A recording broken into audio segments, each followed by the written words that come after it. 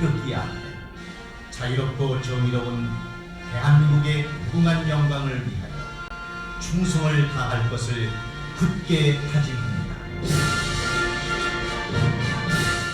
일동 묵념.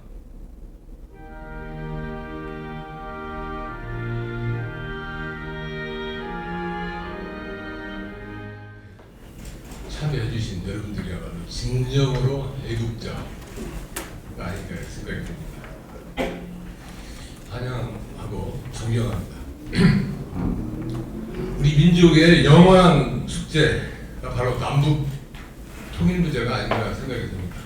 정부가 나서지 못한 민간이 좀 더 남북 교류를 활성화하는 것이 바람직하다 해서 또 다시 우리 한국경제문화연구원이 오늘 남북 교류 협력 활성화라는 포럼을 이렇게 시작하게 되어 있습니다. 참 저희 통일부에서도 기존 이 평화의 길로 남북관계를 벌려보려고 꾸준히 노력하고 있습니다. 그래서 내일도 이제 장관님께서도 EU 가셔서 부장님을 뵙고 또 여러 가지 한반도 평화에 관련된 그런 길을 찾고자 노력을 하고 계십니다.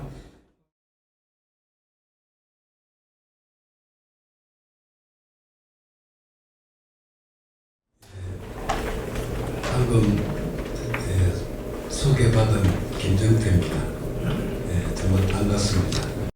또 저와 함께 대북 사업에 참여했던 우리 동료 기업인들 조금 전에 인사가 없었는 것 같아서 제가 대신하고 이 동만영만 회장님하고 우리 기업인들 한번 손만 들어주세요. 회장님 인사 한번 해주시고. 그래요. 반갑습니다. 정말 그동안 많은 어려움 속에서 이렇게 뵙게 되어서 반갑습니다. 사실 저는 오늘 이 남북 관계 말하자면 그동안 남북 경협의 22년이라는 말하자면 그 제목으로 제가 그 남북 관계를 좀 한번 우리가 훑어보고 또 앞으로 우리나라가 나아가야 될 방향을 좀 설명하는 그런 자리로 사실은 제가 오늘 나왔습니다. 그런데 시간이 너무 협소하다 보니까 아마 그 시간에 이 내용을 다 얘기하기는 아주 어렵습니다. 그래서 아예 그냥 북한 관계에 좀 말하자면 그 실물 경험을 했던 그런 말하자면 대북 관계의 어떤 전문가는 아닙니다만은 그런 의미에서 그냥 자연스럽게 남북 관계 얘기하는 것으로 이 시간을 대신하고자 합니다. 이거는 남북 경협 22년 실적 평가입니다. 이건 뭐냐 하면은 우리가 일반적으로 남북 경협하면은 우리나라 국민 중에 90% 이상이 개성공단, 금강산 이렇게 얘기합니다. 그런데 실물 차원에서 우리가 보면은 개성공단은 인구 20만 되는 북한의 변방 도시입니다. 또 금강산도 관광지일 뿐입니다. 북한 내륙에는 2,500만이 살고 있고 아까 우리 원장님이 말씀하신 대로 최소 7,000조 이상의 지하 자원이 있습니다. 그것이 북한이에요. 그런데 우리나라에서는 지금 인식하는 것이 인구 20만밖에 안 되는 개성공단이 남북 경협을 대신하고 있어요. 언론도 그렇게 하고 있고 정치권도 그런 식으로 몰고 가고 또 저희가 참 안타깝고 이해할 수 없는 것은 대북 전문가들조차도 남북 경협하면 개성공단, 금강산 얘기만 해요. 이게 얼마나 현실하고 다릅니까? 이런 식으로 우리가 북한을 본다면은 앞으로 우리가 남북 관계가 개선되더라도 어떻게 제대로 한반도의 그림을 얼마나 그릴 수 있겠는가? 우선 그런 점을 지금 우리나라 현실을 비교했을 때 안타깝다는 뜻입니다. 그래서 여기 보면은 우리가 남북 교류는 어제 노태우 대통령께서 돌아가셨습니다만은 저는 그걸 보면서 그런 참 착잡한 마음이 들었어요. 만약에 노태우 대통령이 어떤 의미에서는 과거 독재 세력의 막내거든요. 우리가 40년 동안에 우리나라가 막 독재 정부의 사실은 저를 받아왔죠. 그런데 거기 막내로서 또 한편으로는 새로 헌법을 6.25 선언을 해서 새로 헌법을 만들어서 새로 우리나라의 민주주의 국가가 정착되기 시작하는 첫 대통령이 또 노태우 대통령이에요. 근데 그로부터 자연적으로 문민정부로 김영삼 정부로 옮기면서 또 여야가 교체되고 그런 덕분에 33년 만에 우리나라는 세계에서도 유례없는 민주국가로 우리나라가 성장이 됐어요. 근데 그 핵심에 서신 분이 노태우 대통령. 또 이제 그분의 돌아가신 걸 보면서 또 하나 생각나는 것은 그분의 북방정책. 그게 말하자면 우리 77선언 남북이하고 마찬가지입니다. 88년도 베를린에서 민족 자존과 통일 번영에 관한 특별 선언을 하게 됩니다. 거기서부터 이때까지 우리가 생각하는 것은 과거 정부는 반공 정부였거든. 적성국가하고는 교류도 안 했습니다. 그런 세상을 살다가 그걸 확 바꾼 거예요. 적성국가의 사람들도 실존하고 똑같은 인간이고 우리하고 함께 할 수 있다. 말하자면 우리하고 똑같은 인간이다. 동반자가 될 수 있다. 우리가 그렇게 타도해야 된다는 북한의 점은 북한 동포도 우리의 동반자다. 그걸 받아들인 거예요. 이게 이제 우리나라 역사를 보면 그 40년간 독재에서 이제 가장 훌륭한 민주국가가 되었죠. 또 어느 틈인가 G7하고 어깨를 나란히 할 정도로 이 국력은 강해졌습니다. 그것이 우리가 민주화로 들어가면서 국민의 역량이 발휘되면서 된 거거든요. 그래서 저는 미안합니다만 마침 그분 돌아가시는 걸 보고 옛날 생각이 나서 그분께서 저희한테 글을 하나 써달라고 한 적이 있는데 그래서 해보록에 자기 글을 하나 써달래요. 그래서 나는 좀 총리도 아니고 또 유명한 사람도 아니고 내가 그런 글을 왜 쓰느냐 했더니만 내가 어디서 한 강의를 한번 들었대요. 연대에서 한 오래전에 거기서 자기를 제대로 표현해주는 얘기를 전해 들었대요. 그래서 내 글이 꼭 필요하다. 그래서 그러면 수정 안 하면 내가 써드리겠다. 그래서 제가 물 대통령이라는 제목으로 F 용지 한 넉 장 정도의 글을 써서 보내줬는데 그걸 해보려기 싫었더라고요. 나는 내 뜻대로 글을 써도 되는 양이 된다 그래서 기록이 나는데 사실 그분의 인내하고 또 욕을 먹어도 참고 그러면서 이 국방 정책을 한 거를 나중에 저한테 얘기를 하셨는데 우리나라는 기본적으로 자원이 없는 나라예요. 또 자산도 없어. 그다가 남북은 갈라져 있어. 그런데 먹고 살려면 수출을 해야 되는데 수출해서 아무리 벌어도 이자를 못 갚아요. 우리가 식물경제 차원에서 보면 박 대통령이 돌아가실 때가 우리나라 경제적으로 엄청난 외환위기에 있었습니다. 기름이 일주일치밖에 없었어요. 그 정도로 국민들은 모르지만 그래서 그게 좀 수습이 됐지만은 대통령이 돼서 보니까 아무리 해도 이거 말하자면 시장을 더 개척하지 않고는 우리나라 지금 노력하는 게 그 효과가 적다는 거죠. 그래서 국방 정책을 해서 그때 당시로는 동구권 18개국 거기부터 이제 문을 여기에 만든 거죠. 그러면서 이제 말하자면 그 사회주의 우리가 적성국가하고 이제 교육이 시작된 거죠. 지금 40개국 이상 다 거래를 합니다만은 그러고 나서 사실 남북관계도 우리가 북한이 말하자면 한 번도 평화가 없으면은 우리가 경제가 성장하더라도 이것은 올바른 말하자면 뒤가 모래성이 될 수가 있죠. 그래서 남북 관계도 서로 화해하고 유엔에 동시 가입도 하고 또 말하자면 함께 성장하자. 그래서 한민족 공동체 형성 개념을 도입했는데 이것이 뭐냐 하면은 우리가 문화적으로 사회적으로 뭐 스포츠든 뭐 종교든 이런 이 교류를 하면서 우리 민족의 동질성을 회복하자. 그것이 말하자면 그 공동체 개념의 첫 출발입니다. 이 동질성을 회복하고 그걸 바탕으로 경제 교류를 하는 겁니다. 그래서 우리가 함께 노력해서 공동 이익을 창출해서 남과 북이 함께 번영하는 미래를 만들자. 그것이 바로 한민족 공동체 형성 개념이죠. 그래서 이게 그때 보안법이 있었지만 이걸 뛰어넘어서 북한을 도우면 이적행위예요. 그러나 이걸 뛰어넘어서 이걸 실행함으로써 남북기본합의서가 만들어지게 된 겁니다. 거기서 이제 남북교육이 시작이 되는데 그래서 저는 이 노태우 대통령을 배우면은 마음으로 비록 군 출신이지만은 우리나라가 말하자면 무역대국으로 성장할 수 있는 시작. 우리가 지금 어제 1조를 돌파했거든요. 어제 날짜에.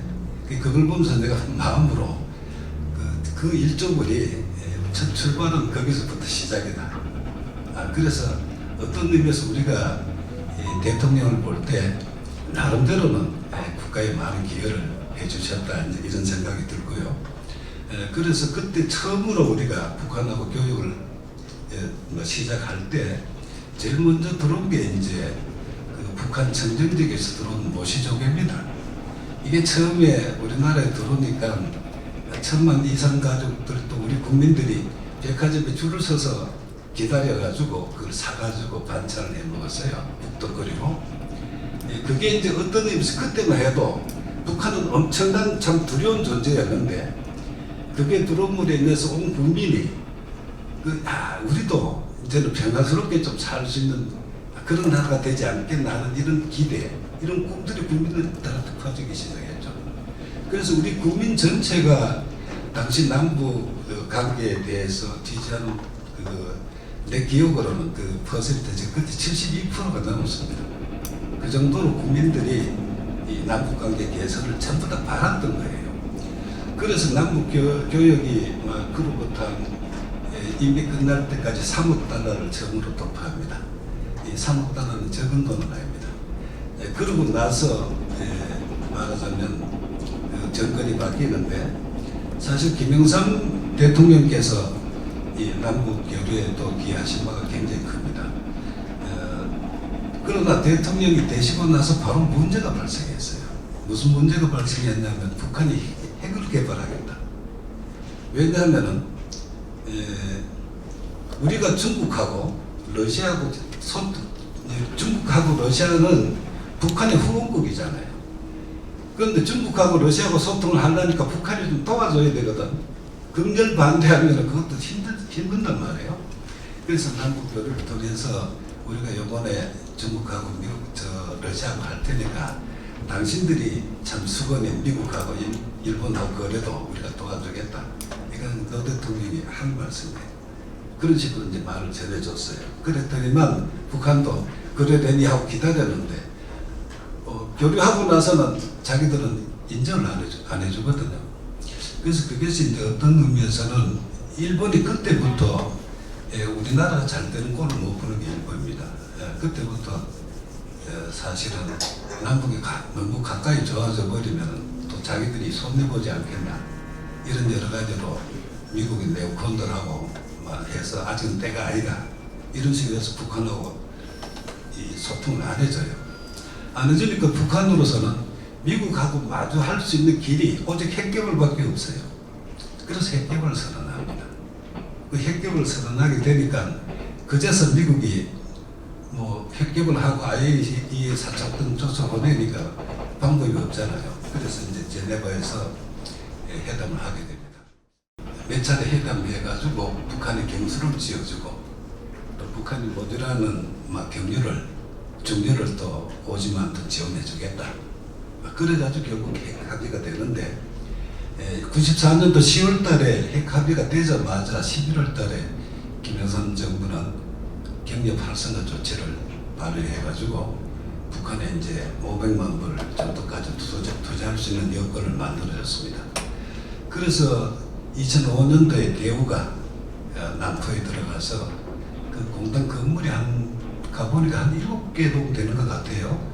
그래서 이제 공단을 지어서 위탁가공 사업도 대우그룹도 본격화하고 또 삼성도 들어가고 LG도 들어가고 녹십자, 엘칸토 이름 있는 회사들도 좀 들어가고 또 중소기업인들은 한 350개 기업이 북한에 위탁가공, 그다음에 농수산물 수입, 강산물 수입, 이런 교육 사업까지 해서 한 350개 기업이 들어가게 되는데 그래가서 한 5년을 마치니까 남북 교육이 15억 달러로 저기를 안 나와, 그거 다 나와 있습니다만 올라가게 됩니다. 그래서 제가 실물차를 분석을 해봤어요. 얼마나 북한이 외화벌이가 얼마나 됐는가 보니까 보수적으로 해도 11억 달러가 넘어요. 북한이 보수 정부 실제는 9년도 아니죠. 9년 동안에 벌어간 외화가 11억 2천만 달러 나오더라고요. 그래서 그걸 가만 생각해 보니 개성공단 11년 동안에 북한에 들어간 돈이 5억 5천만 불이에요. 우리가 지금 개성공단을 어마어마하게 제일 큰 경험으로 보고 있는데 이게 보수 정부 그 처음에 초창기에 그 조그만 그 9년 동안의 실적이 개성공단의 2배가 되는 거예요. 그 이거는 이제 실물경제 지표로 보면 이건 속을 수가 없는 거죠. 그러면 그렇게 우리 국민은 아무것도 몰라요. 그런 사실도 다 잊었고 모르는데 보수 정부에서 이미 그때 한 것이 개성공단 2배가 되는데도 이거는 없어지고 지금 개성공단만 나오는 거죠. 그게 이제 우리가 볼 때 우리 정부나 또 언론, 특히 정치권, 또 그걸 대북 학자들까지도 이때까지 그런 사실을 제대로 한 사람도 발표하지 않았다는 것. 이건 정말 우리가 각성해야 됩니다. 통일부도 오셨지만 이게 죄송합니다만은 사실은 이런 건 사실대로 알려줄 책임이 있는 겁니다. 여기까지 우선 제가 보수 정부 얘기를 드리고요. 그러나 우리가 김영삼 정부의 대북 정책에서 꼭 한 가지 기억해야 될 것은 사실 그때 남북 관계가 안 좋았어요. 첫째는 그 북한이 수재 났을 때 쌀을 15만 톤 보냈는데 그걸 이제 남포 앞바다에서 우리 태극기를 못 걸었어요.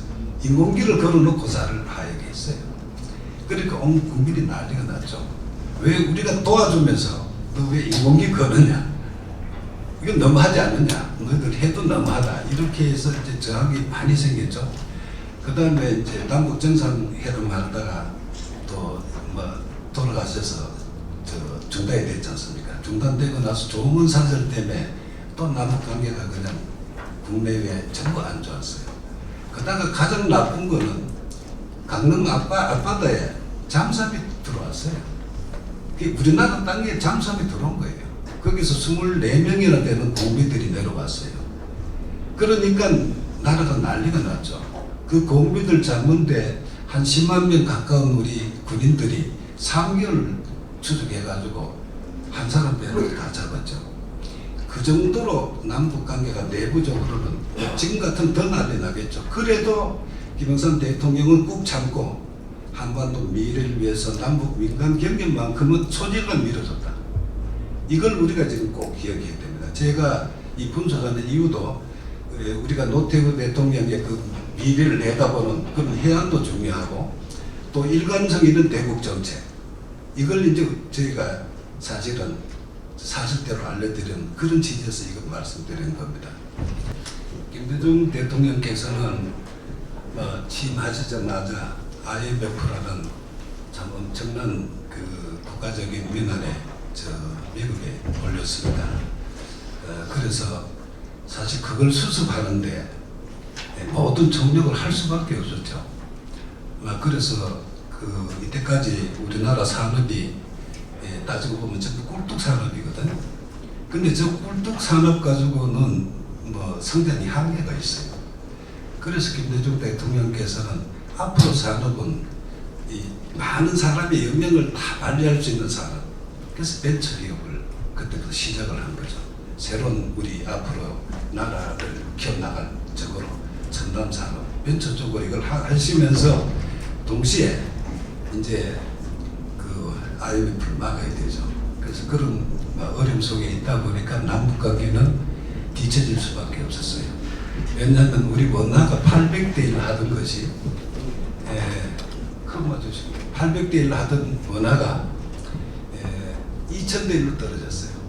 그러면 북한에서 상품을 생산하게 되면 거의 3배가 먹었거든요. 그러니까 기업이 미리 생산했던 건 나중에 돈 주고 나서 가져와요. 달러로 돈을 갚아보니까 원가가 이만큼 올라버렸죠.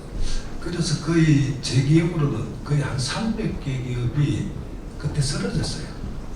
왜냐면 대북 사업하는 분들은 이 상호주의니까 실패하면 이득 나면 자기가 도움이 되지만은 실패하면 누가 도와주는 사람 하나도 없어요.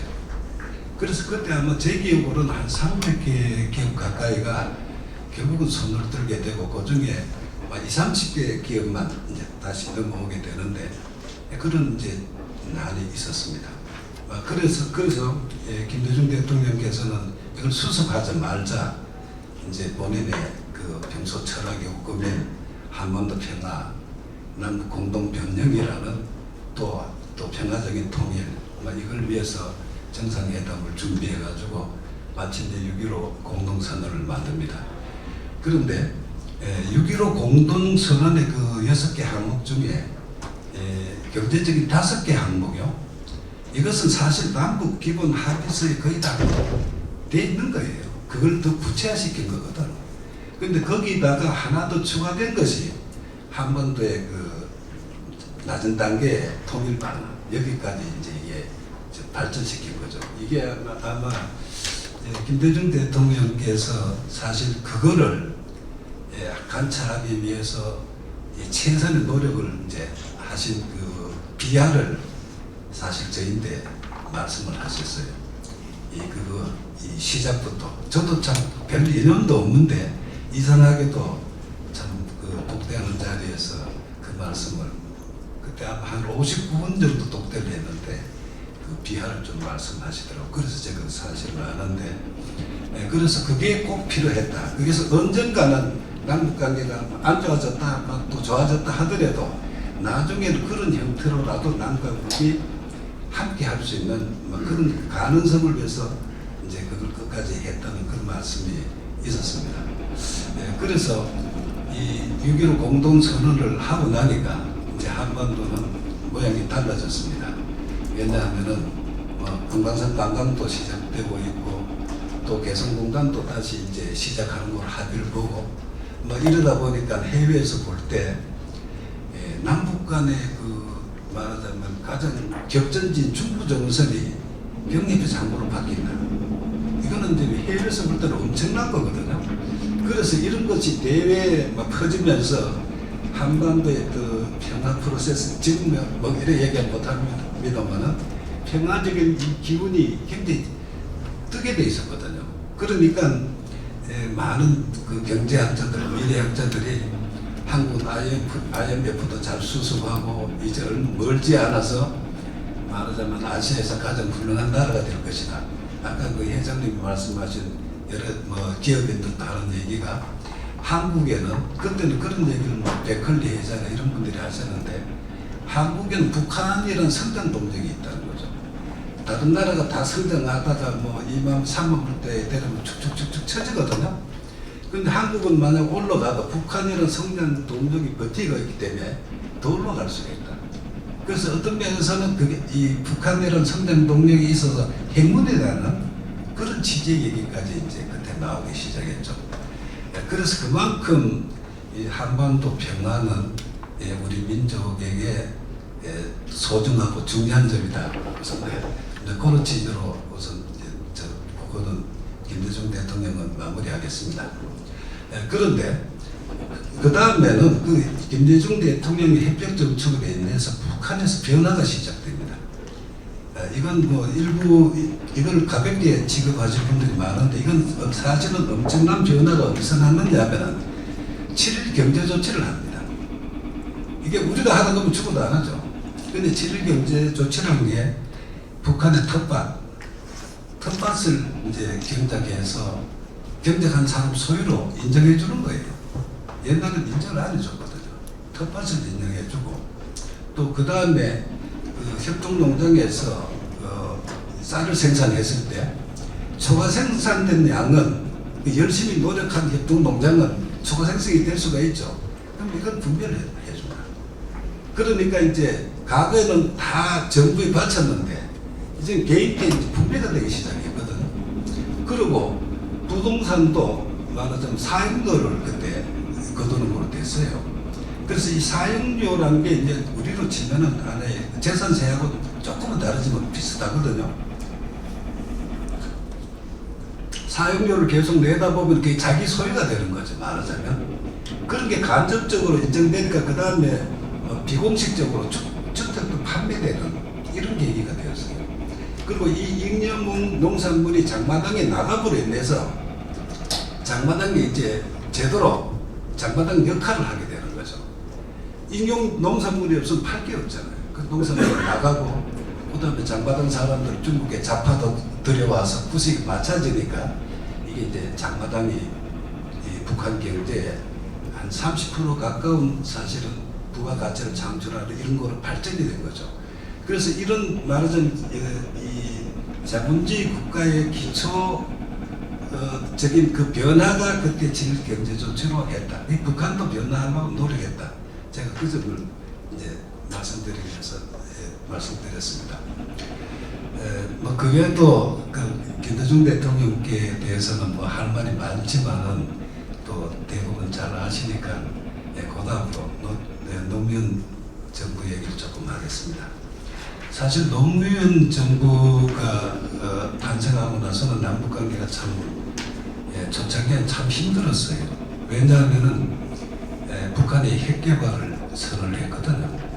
IAEA 사찰단 쫓아보내고 다시 이제 핵 개발을 선언했는데 그걸 우리가 제가 현지에서 북한 간부들하고 얘기를 나누다 보면은 그 사람들 생각은 캐도를 이제 우리나라가 13억 달러 가까이 들여서 그 기초 장비를 다 했습니다. 지금 그 서훈 실장님이 그때 현장 책임자로 가셔가 다 했는데 본체를 넣으려니까 이제 미국이 반대를 한 거죠. 그러니 미국이 왜 반대하느냐? 아니 북한이 쓰러질 줄 알고 그 약속했지 이거 넣어줄 생각 안 했다는 거죠. 그래서 이걸 이제 안 넣어줬습니다. 그러니까 북한 입장에서는 경수로가 돌아가면은 거기에 나오는 전력으로 강산지대나 이쪽에 개발을 해서 다시 외화도 수입 올리고 노동력도 올리겠다는 그런 계획을 쭉 가지고 있었는데 아무리 기다려도 본체가 안 풀었단 말이에요. 그게 결국은 그러면서 쌀이나 도와주고 그게 결국은 뭐 없애기한테 먹을 거면 주면서 우리를 결국은 몰락시키는 거다. 우리를 이제 함락시키는 거다. 북한으로서는 그런 판단을 한 것 같아요. 그러다 보니까 그때 서문전 지도 있죠. 또 군부에서는 뭐 이제는 미국도 믿을 수 없고 다 믿을 수 없이 핵을 만들 수밖에 없다. 핵 만들자. 그래서 이제 북한이 핵을 시작을 한 것 같아요. 제가 이제 대화로서 느낀 게. 그래서 그 켈리 차관보고 미국 가서 경수로 우라늄탄 터뜨리고 북한 가서 경수로까지 중단을 하게 되니까 북한이 핵 개발을 선언을 합니다. 그런 상황에서 노무현 대통령이 이제 대통령 대사가 대북 정책을 하려고 보이 자 이건 뭐 북한 핵은 개발한다고 그러고 이걸 막을 방법도 없고 그래서 아마 상당한 고심을 했지 않겠나 저는 그런 생각이 듭니다. 그래서 하신 게 결국 포용전 대통령이 해주기를 바랐는데 되자마자 기사함을 그렇게 좋아하는지 개성공단 증서를 폐기시키는 걸 제일 먼저 했어요. 대통령 되자마자. 그러니까 이제 그 폐기 시킨다는 소리 듣고 그 그 다음 날인가를 내가 평양을 갔어요. 그게 제가 평양 마지막 간 날인데 갔더니만 막 욕을 발대제 같이 하더라고요. 이제는 두고 봐라 말이지. 그러면서 그 다음부터 이제 남북관계가 이 공산주의 국가는 기싸움은 우리보다 훨씬 우리는 양반 아닙니까? 우리가 하나 내주면 그거는 두 개 엄청 붙이게 돼 있어요. 또 하나 내주면 거기서 또 더 엄청 붙이는 거. 이게 공산당 저거거든요. 그 사람 수법이에요. 그러니까 기싸움은 절대 안 집니다. 아무리 없어도.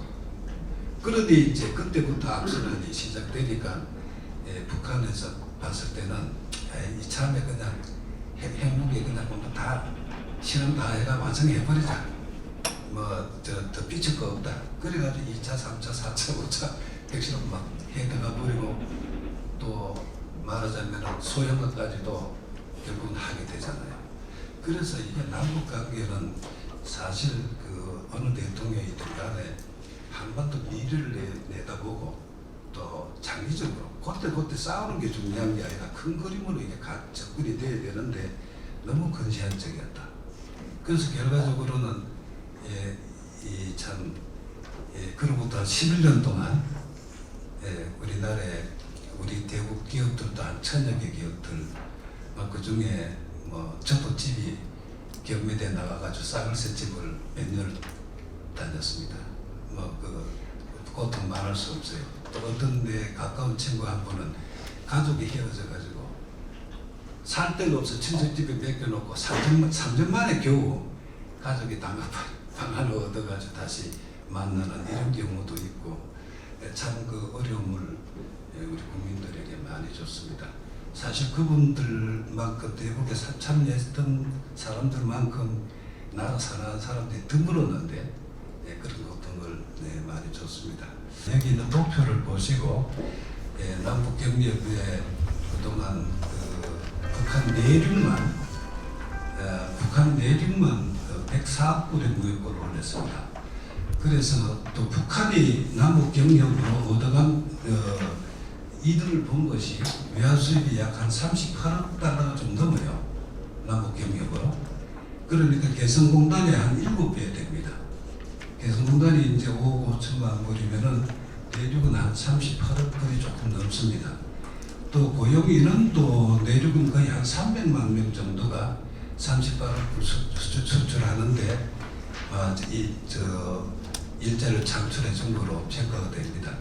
그래서 이렇게 큰 이 남북 이 경협을 아무것도 아니고 없는 줄 알지만은 개성공단보다는 7배나 더 큰 규모인데도 불구하고 여기 대한 그 정부의 대북 정책에도 이런 게 반영이 전혀 안 됐습니다.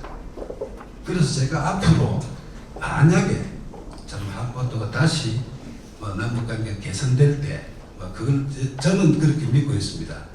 왜 그러냐 하면은 우리나라는 이미 그 세계 강대국입니다. 우리나라 국방력은 우리가 6위 그러지만 이미 일본까지도 추월할 수 있고 중국까지도 동북공정도 막을 정도의 우리나라 국방력이 강해져 있습니다. 또 북한도 마찬가지로 북한의 이 국방력이 저거 장난 아닙니다. 소형화 다 돼 있죠. IRBM, ICBM 다 돼 있죠. SLBM도 돼 있죠. 또 초음속 순환 미사일까지 이번에 성공했잖아요. 그러면 저 정도면은 이건 자유세계도 이거 함부로 못합니다. 그래서 지금 저희가 볼 때는 남과 북이 가지고 있는 하력이 너무 커요. 2차 대전에 미국을 비롯한 연합국하고 독일, 이태리, 일본 이거 다 훔쳐도 지금 남북이 가지고 있는 하력보다 하력이 더 커요. 그러다 보니까 이 좁은 덩거리에 이렇게 큰 하력이 있다 보니까 이제 전쟁이 이제는 날 수가 없는 것 같아요. 이거는 역사의 흐름이고 저는 하늘의 명령이라고 생각합니다. 지금 전쟁이 나면은 이거는 승리를 하는 게 아니라 전부 우리 민족 파멸밖에 할 게 없거든요. 그래서 그것이 제가 참 문재인 정부 들어서고 두벅두벅 이 국방력을 11위에서 5위까지 6위까지 올리는 걸 이래 보면서 저는 참 마음으로 참 이 어려울 때 참 좋은 대통령이 나를 잘 이끌어 주는가 그런 생각을 하게 되는데 이건 우리 큰 차원에서 보면 그렇습니다. 북한이 아무리 핵 맞고 처음에는 저가 더 센 줄 알았어요. 불과 몇 년 새에 지금 보니까 저가 센 게 아니거든요. 그 결과적으로 이제는 저가 더 개발할 게 없어요. 해봐야 이제 한계에 도달했거든. 예, 그러니까 이제는 한반도는 전쟁 나면 저 파멸이기 때문에 그걸 좋아할 정치가는 없어요. 그래서 이제는 남북관계가 화해가 될 시기다. 새로운 이제 변화가 될 시기다. 이게 아마 나는 역사의 명령이고 흐름이다. 저는 그렇게 생각을 합니다. 그래서 앞으로 만약에 남북관계가 다시 재개된다면은 북한 경제의 차이가 우리가 33년 전에는 8대 1이었어요. 북한은 1000불대고 우리는 3600불이었어요. 근데 지금 우리는 이미 선진국이 되고 3만 불이 넘는 선진국이 되고 북한은 아직도 1000불대예요. 그래서 이걸 내가 금년 기준으로 계산해 보니까 50대 1 정도예요. 북한이 한 40조 우리나라 돈으로 보면은 우리나라는 원래 2000조가 되거든요. 그러니까 50대 1까지 격차가 났어요.